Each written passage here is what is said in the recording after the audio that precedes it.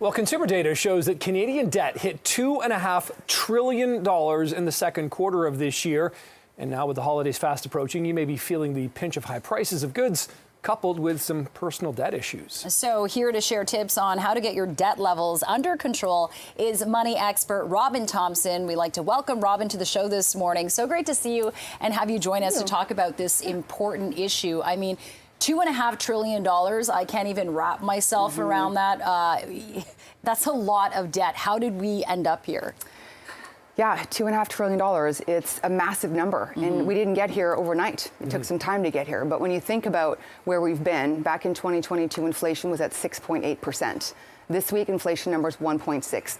Which means cost of living is really high, which means people are putting money on credit card because what their income is and what they're spending isn't matching. So they're using the credit card to be able to balance between the two. But with the new inflation numbers, we're likely to see interest rates fall next week, hopefully by 25 or 50 basis points.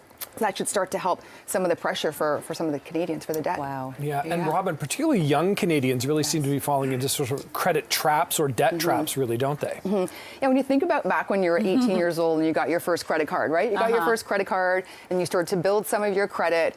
And then once you built some of your credit, they gave you more credit and then you spent more. Eventually you get to a point where you're like, okay, now I'm going to get a line of credit in order to pay off the high interest credit card. And you're like, oh, I have some extra room on this card. Why don't I just get a few things here? And you get into this cycle. So it's really about trying to establish your credit and your foundation for your finances right off the hop. But they've definitely had some challenges. Yeah. And they have student loans too they have to pay. Yeah, that too. In addition to everything else, the cost of living, and now they have student loans on top of it. So they've definitely been put in the middle. And the, online marketing by retailers, which gets you on your screens every second. It's wild. I remember that book, Confessions of a Shopaholic, and she just racked up the credit cards. It's kind of like an IOU that you give yourself, and then you're like, whoops, I need to pay this. Yeah, like we're a tap and a clicking away from a 48 to 24-hour delivery at our door at any point. So we are always in this space, if we're not controlling our spending cycle, to rack up debt, and it really hurts. And there's also some psychology at play here. So talk about how that can affect our spending. Well, one of the things that we look at is it's called lifestyle creep. So when you do start to make more money, instead of putting it towards savings or paying down debt, you're increasing your lifestyle. So you're buying more things.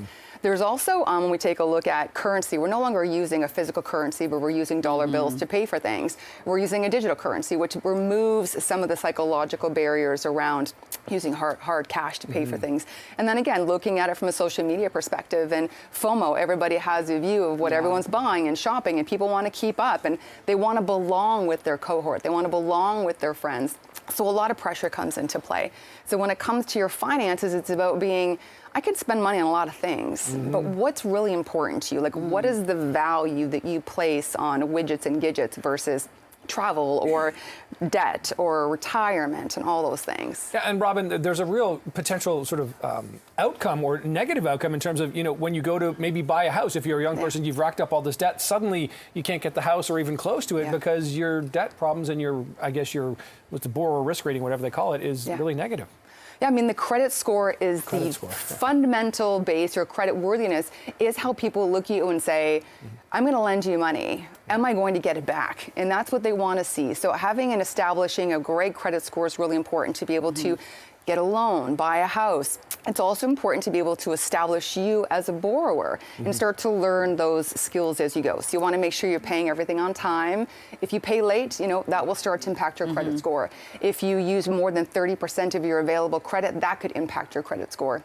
It'll also prevent you, in some cases, from actually getting access to financial products and services that will help you grow your wealth. So that foundation around how do we build strong financial habits, the credit score is what people are going to benchmark you against when they say, am I going to get my money back? And even though I'm going to charge you high interest. Yeah, Robin, I could talk to you all day.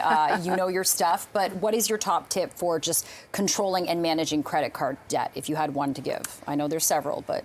Yeah, I would say that, use debt only for building capital. If you are using credit card debt, if you're doing it because you have to bridge the difference between your income and your spending, make sure you're doing it in a way that is only going to get you from point A to point B. Don't be frivolous with it, and start to pay it off over time. You don't need to pay it off all at once. So start small and make payments all the time. You don't have to wait till your credit card bill comes in. So charge it, get the air miles or get the reward miles, then start to pay it every day. It'll build your credit, it'll help you pay off that debt, it'll shrink the balance over time, and you'll be on your way. Awesome. Oh my gosh, so many helpful tips. Robin Thompson, thank you so much for joining us this morning and appreciate your time. Free to us, but saves you some money. Okay, Robin, thanks for all that.